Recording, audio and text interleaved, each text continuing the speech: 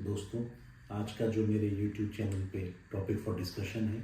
वो है हिंदी वर्सेस मराठा। जो कंट्रोवर्सी महाराष्ट्र के अंदर बहुत सुनने को देखने को मिलती है। तो दोस्तों, मेरा इस बारे में ये सोच है अपनी कि अगर आप कभी ये देखें कि महाराष्ट्र में जो लोग रहते हैं, जो संपन्न लोग हैं, उनसे आप ये पूछें कि भाई आपके घर में कौन ड्राइवर है, कौन मेड है, आपकी बिल्डिंग के सिक्योरिटी गार्ड कहाँ से आया है और आपका जो है ऑफिस में पियोन कौन है, तो नॉर्मली मुझे ऐसा लगता है कि जवाब ये मिलेगा कि वो माइग्रेंट लेबर है जो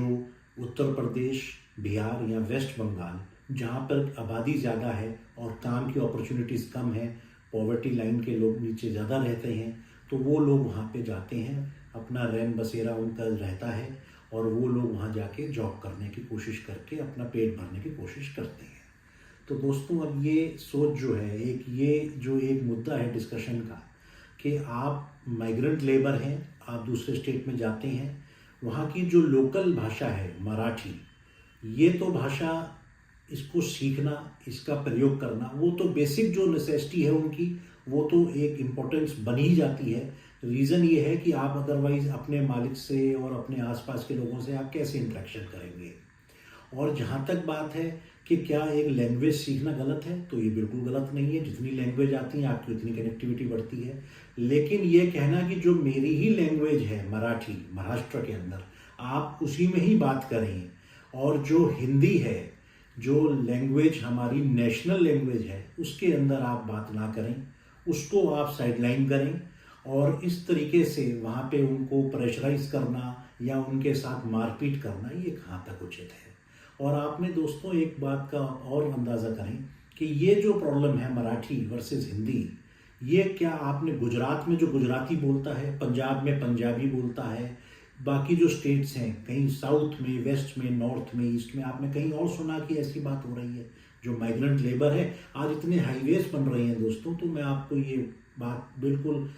बाई फोर्स कह सकता हूँ कि वो सारे माइग्रेंट लेबर ही बना रही है जितने नेशनल हाईवेज हैं। ज़्यादातर उनके अंदर बिहारी और उड़ीसा के लोग हैं, यूपी के लोग हैं।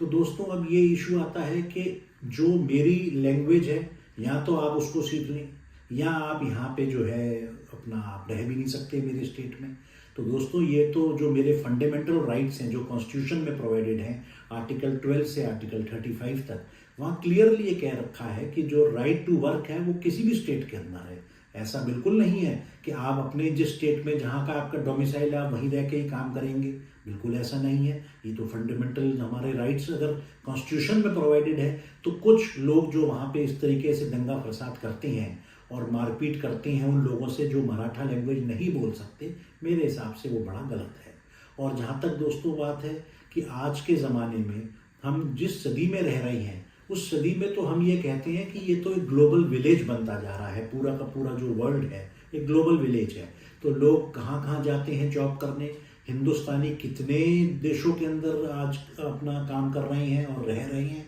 और आराम से रह रहे हैं और बहुत अच्छा पैसा कमा रहे हैं। अपना उनका जो सोर्स ऑफ लाइवलीहुड है उसमें तो वो वहाँ के लोगों को भी एम्प्लॉय करते हैं। तो ये जो सोच है, ये मराठा वर्सेस हिंदी, मेरे देश के अंदर, मेरे भारत में ऐसी सोच का मैं खंडन करता हूँ और विश्वास करता हूँ कि वहाँ के जो कुछ लोग प्रभावित हैं इस बात से, कुछ इन्फ्लुएंस्ड हैं इस बात से कि हमारी ही लैंग्वेज बोलिए, आपकी लैंग्वेज माइग्रेंट लेबर को सीखने में कोई हर्ज नहीं है, और उसको बोलचाल की भाषा वो बना ही लेता है। लेकिन उसके साथ मारपीट करना, एक गरीब आदमी का ठेला जो है तोड़ देना, उसकी छोटी दुकान उसको ध्वस्त कर देना, ये बिल्कुल गलत है और मैं इसका खंडन करता हूँ। और दोस्तों, उम्मीद करता हूँ कि लैंग्वेज बैरियर की वजह से अब आगे मराठा जो लोग इस तरीके से जो वहाँ पे जो बसे हुए हैं, हमारे माइग्रेंट वर्कर्स को, हमारे स्टेट्स के माइग्रेंट वर्कर्स को इस तरीके से आगे और परेशान नहीं करेंगे। बहुत बहुत धन्यवाद।